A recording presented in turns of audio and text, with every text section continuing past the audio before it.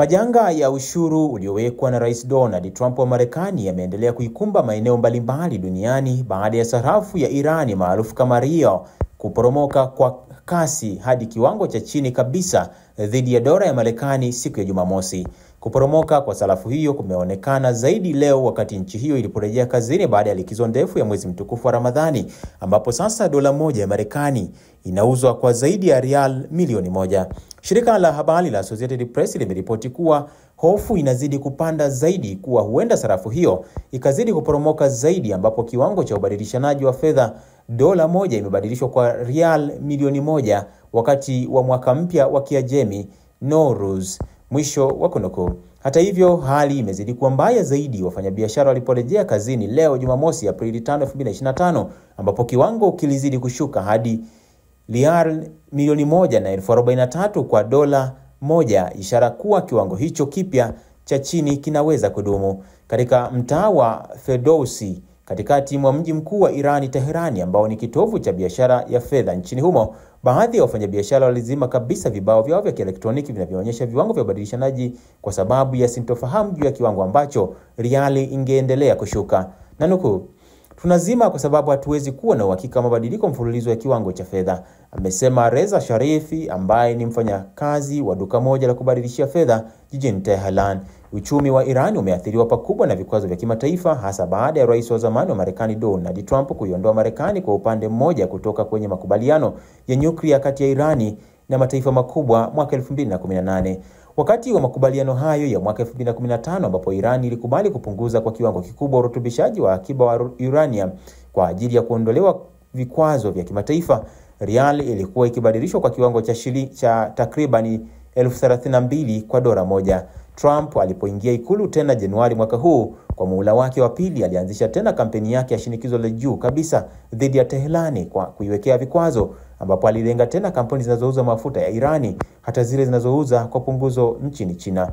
Wakati huo Trump ameandika barua kwa kiongozi mkuu wa Irani Ayatollah Ali Khamenei akijaribu kuanzisha upya mazungumzo ya moja kwa moja kati ya Teherani na Washington. Hadi sasa Irani imesema iko tayari kwa mazungumzo ya moja kwa moja, lakini juhudi hizo chini ya utawala wa Biden ziligonga mwamba. Wakati huo Trump anaendeleza kampeni kali ya mashambulizi ya anga dhidi ya waasi wa Kihuthi wanaungwa mkono na Irani huko Yemen, kundi la mwisho katika kile ambacho Teherani hukiita muhimili wa upinzani lililosalia katika uwezo wa kuishambulia Israeli baada ya makundi mengine kushambuliwa na Israeli katika vita vyake dhidi ya Hamas huko Gaza.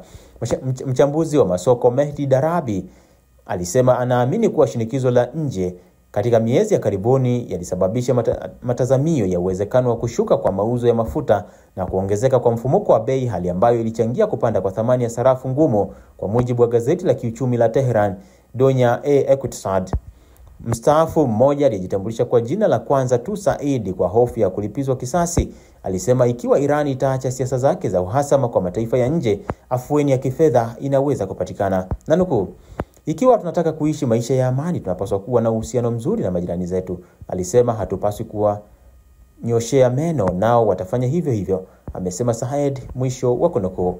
Misukosuko ya kiuchumi imeyeyusha akiba ya raia na kuwasukuma raia wa Irani wengi wa kawaida kutafuta njia ya kuhifadhi thamani ya mali zao kupitia sarafu ngumu, dhahabu, magari na mali nyingine zenye thamani halisi.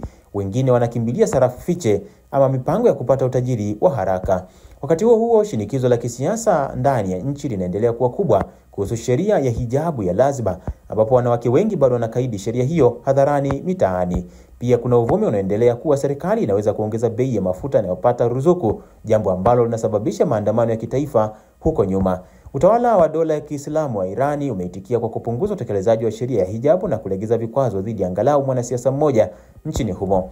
Jumamosi, shirika la habari la serikali la IRNA lilinukuu sehemu ya taarifa ya Mehdi Karubi, ambaye ni kiongozi wa kidini wa Kishia na spika wa zamani wa bunge na mgombea urais kwa mara mbili, ambaye amekuwa chini ya kifungo cha nyumbani tangu maandamano ya Arab Spring ya mwaka 2011.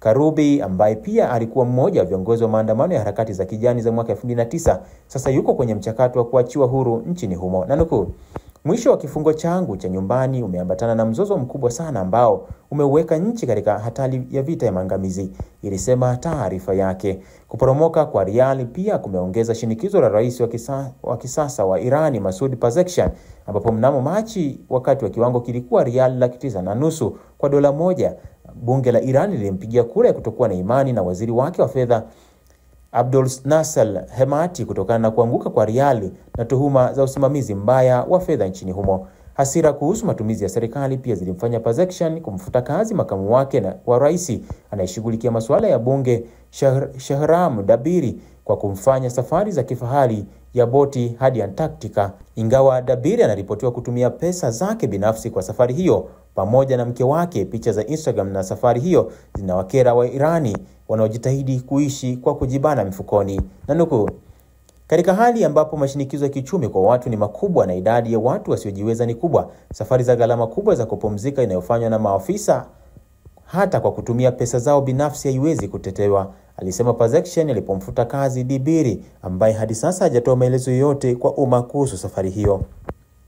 Pezeshkian kwa upande mwingine alisema Jumamosi kuwa Irani inataka mazungumzo ya msingi wa usawa na Marekani. Nanuku, ikiwa mnataka mazungumzo, kuna haja gani ya vitisho? Aliuliza Pezeshkian. Kwa mujibu wa IRNA, Amerika ya leo sio tu inadhalilisha Irani bali dunia nzima, na tabia hii inapingana na mwito wa mazungumzo, alisema Pezeshkian. Mwisho wa kunukuu. Endelea kufuatilia Mwananchi Digital kwa taarifa zaidi kuhusiana na sakata hilo. Jina langu ni Mgongo Kaitira.